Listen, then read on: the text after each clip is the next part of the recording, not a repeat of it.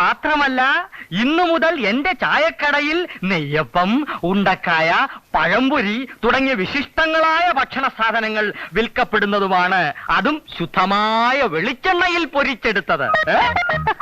മറ്റവന്മാര് ചെയ്യുന്ന പോലെ ഭക്ഷണ സാധനങ്ങളിൽ മായം ചേർത്ത് വിറ്റ് കാശുണ്ടാക്കാൻ ഈ നകുലൻ തയ്യാറല്ല. എല്ലാരും വരുവിൻ, ആസ്വദിപ്പിൻ.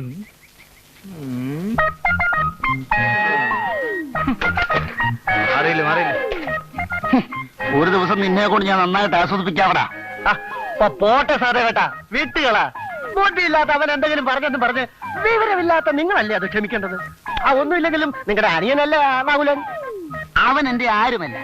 എഴുത്തുമാൻ അറിഞ്ഞുകൂടാത്ത എന്റെ അമ്മയെ കൊണ്ട് ഒപ്പിടുവിച്ച് എനിക്കും കൂടെ അവകാശപ്പെട്ട 60 സെന്റ് സ്ഥലം തട്ടിയെടുത്ത കള്ളനാവൻ. അതൊക്കെ നാട്ടുകാർക്ക് അറിയാവുന്ന കാര്യമല്ല അല്ലേ?